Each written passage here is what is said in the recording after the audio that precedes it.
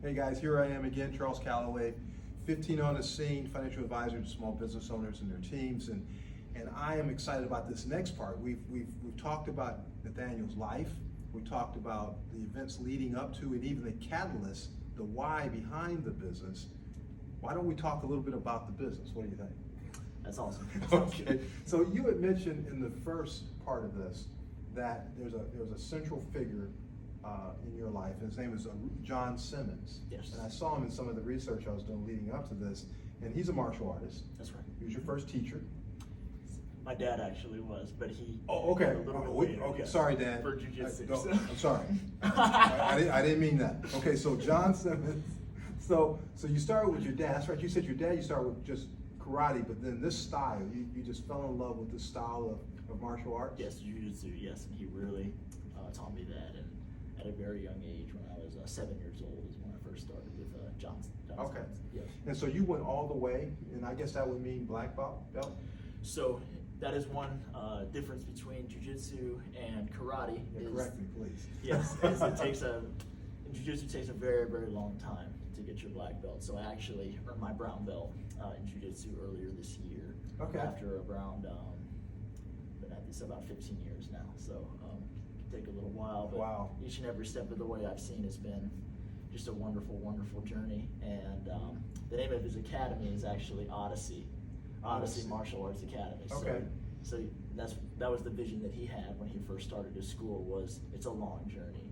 It's right. a long journey, and it takes a long time. And just the lessons that I've learned from learning from him and his instructor in his academy. Okay. It's helped me so much. So I'm just curious. Who is his instructor? So he's had quite a few. He has multiple black belts in okay. MMA and in karate, and so he started when he was very young as well, 7 years old. Okay. I think 7 is like the kind of the age. I guess the age of completion or something. Yes, I don't know what it is, but it's kind of this is what we're going to start. do. Right. Okay. So, but he had his first instructor. I believe he practiced an art called, I'm forgetting, but it wasn't jiu-jitsu. It was like a mix of a couple different things. Okay. And so he got his black belt in that. Okay. And then he actually opened, so had a black belt in that art, but he actually was teaching jiu-jitsu and started as a white belt. Okay. Way back in the day. So he was humble enough to go all the way back, am I assuming right? Yes. Back to the beginning of something else. 100%. Go through all the awkwardness that comes with learning something new. Yes. And so starting that at 16 as a business owner as well, just such an inspiration for me to just take that step. And okay. So it's great. Would you say you've patterned your business here after how he does his business there? I would say so, yes. A number of the teaching aspects that we and values that we hold here very much pattern after John's school and his academy. Okay. We're a big believer in hard work. Okay. The more work that you put on the mat, the better and better you're going to get. The fact that hard work beats talent when talent doesn't work hard. I love that saying. Yes, we really just bring that home with our students and say, if you want to get to the next belt, if you really want to get to the next level, you just got to trust the process and really put in that work, and then you'll see your improvement over time, and then you'll improve. Are there other principles that you try to that's central to how you do operate here? And hard work is one. Is there any others? It's definitely a community. So working together. No man is an island, and you really want to immerse yourself in a community of people that really care about you and that want to move you forward. In jiu-jitsu, with the drills, it's essential. You actually have to work with somebody else. Like you're using different grips and different takedowns and different drills. Okay. And within jiu-jitsu, there's an uke, meaning somebody who's just standing and is allowing you to drill and to practice. So that way, when you come to the sparring portion of it, you're ready to go and your techniques are sharp. So what is that person called? An uke. Uke. So I think I could be an uke. Yes. It's like a practice dummy, maybe. An uke is very, very, very important. We love our uke. Okay, so hard work, community, anything else? Definitely patience. I think. We have some students that come in and I love their spirit and I love their heart. They say, I want to be a black belt, in 1 or 2 years or something like that, or next year, because you know, maybe sometimes they go to another academy, they'll see their friends with black belts, or they'll see just a lot of kids on TV with their black belts. They're just like, I want to be that and I want to achieve that. But when I break to them, you know, jiu-jitsu's a bit of a different art here. You can take a very, very long time to be able to get to that level, and you know, this is the work that we would need to put into that to get to the black belt level. You know, initially I think they're kind of like, oh man, you know, this takes a long time, but then once they get acclimated into the program and they begin to become a part of the community, they're just like, I like this, and I do want to stick with the process. Because it seems like they would have to, you have to have a strong community so that they have something to focus on other than what maybe the general population focuses on. Because the general population maybe focuses on, you know, give it to me now, microwave. Right, that whole, yes. And you're trying to do crock pot. Yes. Right? Okay. Yes, 100%. And we found that having that mentality has been the best for our students, and with that process is how we've seen the most growth from them. Right, right. I've always wondered, let's change gears and talk about the, you know, there's one thing to be an excellent at your craft, and in this case is the martial arts. Right. There's a whole other thing to master a business that has that craft as an essential part of it. Have you noticed it? Have you observed that? I'm interested to hear what you've noticed different about it. Like, you could be an instructor at another school, right? Sure. But running a school, what distinctions have you observed since you've started have your own business?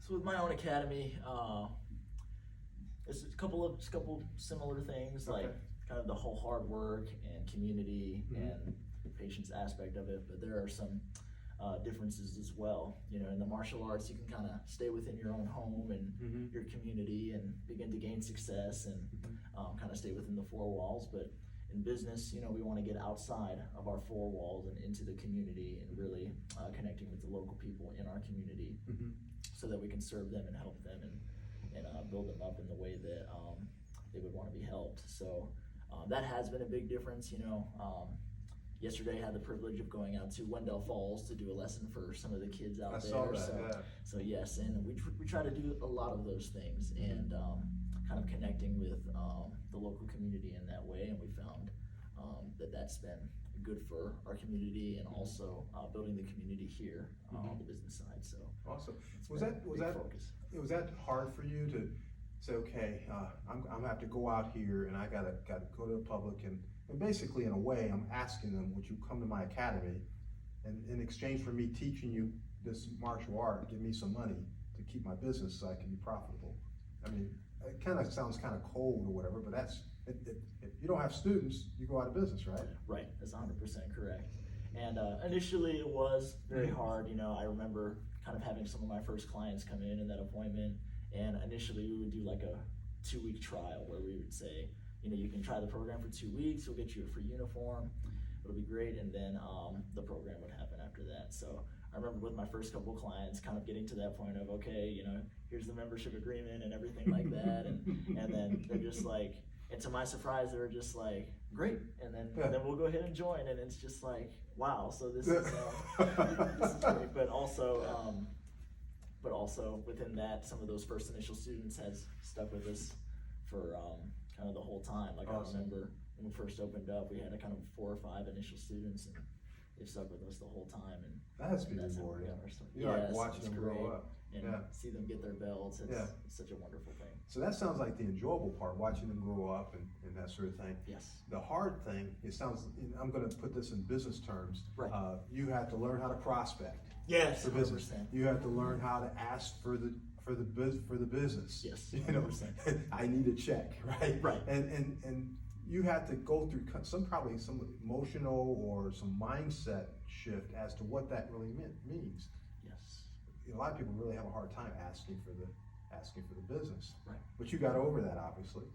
Yes. And the main thing I believe that helped me get over it was just seeing that them being a part of the academy is good for them, right, as well, and just to see how their life improves and how you know, their confidence increases and how their abilities even on the mat, like seeing them do a cool move and they're just like, see, I did that, you see that, Mom, that type of thing, you know. And so that whole aspect of it really gave me the view of, wow, then being part of this academy and this community is good, and that this is good.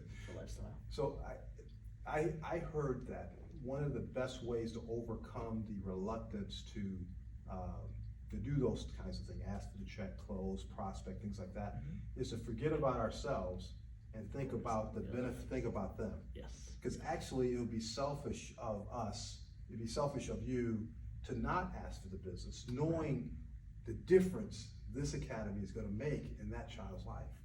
Yes, 100%. And when we shift the focus from ourselves to the community, to the other person, serving them, then we get more fulfillment out of that, and then they get more fulfillment and help, and we're able to serve them as well. That's so awesome. It's a win-win. And no doubt, I was reading some of the reviews online, and I'm saying, they're getting more value than they're paying. And that's what a business is all about. I was looking at, I wasn't going to do this, but let me read this to you. This is from Lacey and Gray Redford. They say Nathaniel Hunt is a lifelong, talking about the Brazilian jiu-jitsu, practitioner, technician, instructor, technical instructor. I've spent years training and working with him. He's an incredible young man that has a lot to offer. That's that. That was actually John Simmons wrote that. John Simons. Okay, Simons. I'm sorry. I keep saying Simmons. I'm sorry. You're okay. But the other person, this is an actual client of yours, says, amazing place for jiu-jitsu. Okay, I'm not pronouncing it right. Okay. My son absolutely loves it here. The instructors are great with the kids. My son does not get excited about sports, but he asks every day to come here. That was Lacey and Gray Radford wrote that one. And then the last one here, this is actually from, I want to say as a female student, Corrine loved her class today with Nathaniel. She learned a lot and stayed engaged through the whole class, and this is huge for her, she wrote, all caps, huge. We can't wait to take her to the next session. Yes. Kristen Dean said that. So they're getting more value than they're having to pay, and that's what a business is all about. That's right. Yeah. If you had is there a particular, I know we're both believers, we're both Christian, and one of the common things that some Christians, they have like a life verse, something that they kind of like try to live up to, or it's kind of like guiding principle for them. Do you have something like that? I'm just curious. I do, yes. What is and yours? Luke 9:22 says, if anyone wishes to come after me, Jesus says, let him deny himself, take up his cross daily, and follow me. And the verse that follows directly after that, he who seeks to save his life will lose it, but he who loses his life for my sake will find it. And that verse, I look back to that with joy, because I know that God loves me, and he's given me Jesus to be able to give my life to. And when I give my life fully to him and I abide in him, I know that he will bless me, and that he will cleanse me from my sins and give me eternal life. So that Wow. that whole the whole sacrifice that Jesus made has given me life, and I have it more abundantly, and I'm going to see others come to the Lord as well. So That's awesome. a wonderful thing. The theme I hear in your story too is that your parents sacrificed for you and your brothers, and you're now living a life that's sacrificial for the students that come here. Yes, it's a theme. And you look at Jesus, it was the same thing. He sacrificed his life for the church and for his children. And so we, as Christians, as business owners, it's kind of the way just God makes things. We sacrifice ourselves for the benefit of others in the community, and we do that in a God-honoring way. And the reward that comes from that is blessing from God, and it's awesome. That's awesome. Yes. I love it. So if people want to get in touch with you, they want to maybe bring their students, their children, to be part of this program, how would they get in touch with you? How would they learn more about you?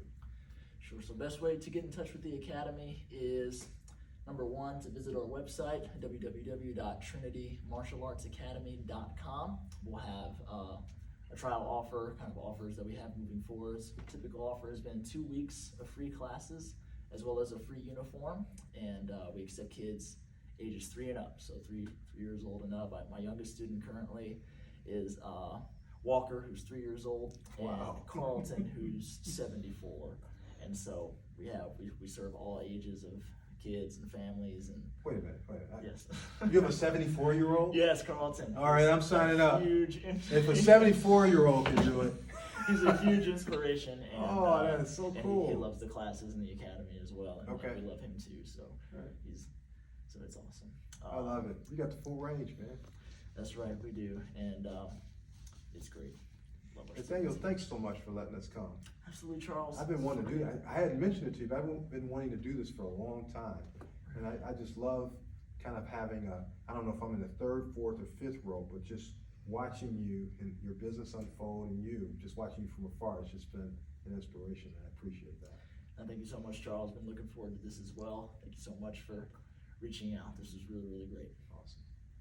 Awesome. Thanks, guys.